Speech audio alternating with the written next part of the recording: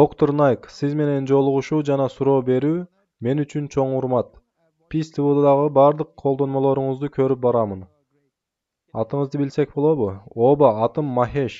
Мумбай университетинде философия бөлүмүндө докторантмын. Суроом илим технология тууралуу. Мен ислам дининде рухтун маанилүүлүгү кандай экенин билмекчимин. Бизге маалым, көптөгөн индус философияларында рух жана аң-сезим башка нерсе экендиги айтылат. Бирок батыш философиясы бул экөөнү бир деп эсептейт. Менин биринчи суроом, исламда рух кандай түшүнүлөт? Экинчи суроом болсо, рухтун дене менен кандай байланышы бар? Өлүмдөн кийин рух денеден чыгып кетсе, ал абалда рухка эмне болот? Суроом ушулардан турат эле. Рахмат. Бир тууганыбыз Махеш жакшы суроо сурады. Ислам дининде рух кандай түшүнүлөт? Рухтун дене менен кандай байланышы бар? Жана өлүмдөн кийин рухка эмне болот? Негизинен ушулар туурабы? Ооба. Рух маселесине токтолсок, рух инсан денесинин асыл маңызы. Мындайча айтканда, Аллах Субхана ва Таала жараткан маклуктары ичинде эң татаалы. Инсан чынында рухтан турат. Ал тургай өлүмдөн кийин дагы рух бар. Жеткиликтүү боло берет. Эми илим технологияга келе турган болсок, илим технология рух жөнүндө кеп кыла албайт. Илим технология рухтун асыл маңызын түшүнүп ала турган даражага али жетип келе элек. Бирок бир канча изилдөөнүлөр кылынды. Башкача айтканда, инсандан башка ар кандай маклук өлгөндө, анын дене салмагында эч кандай өзгөрүү сезилген жок.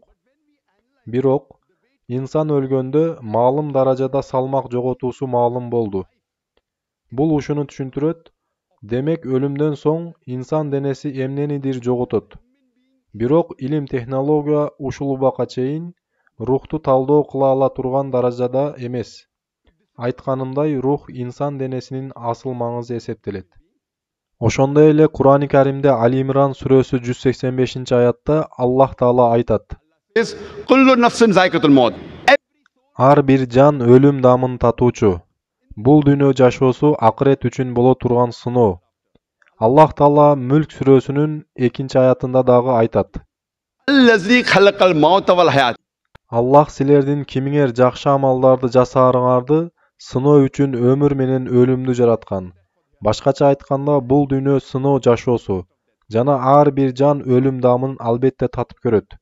Инсанга өлүм келгенде рух денеден чыгат. Бирок суроо жооп күнүндө кайра тирилгенде бул дүйнөдө кылган жакшы жана жаман амалдарына көрө Малики Яумиддин, башкача айтканда эсеп кысап күнүнүн жалгыз ээси болгон Аллах инсанды же бейиши менен же тозогу менен сыйлайт. Ошондой экен рух жөн эле чыгып кетет, өлбөйт. Рух өлүмдү бир жолу татып көрөт. Рух жана дене биригүүсүнөн инсан жаралат. Бирок кыяматта дене жаңыдан берилип, рух киргизилет.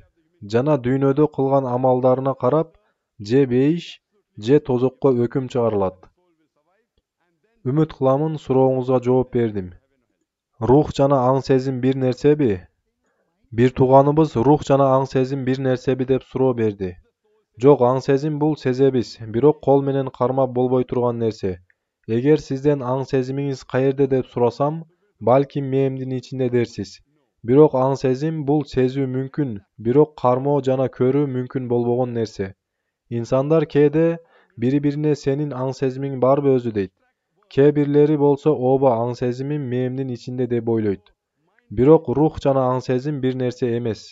Аң-сезимди да акылды да сезүү мүмкүн, бирок көрүүгө, кармоого болбогон түшүнчө. Мен дагы чынында аң-сезим каерде экенин билбеймин. Бирок кээде аң-сезим дегенде оюбузга мээбиз келет. Бирок аң-сезим сезилүүчү, бирок көрүүгө жана кармоого болбогон түшүнчө. Үмүт кыламын сурооңузга жооп бердим.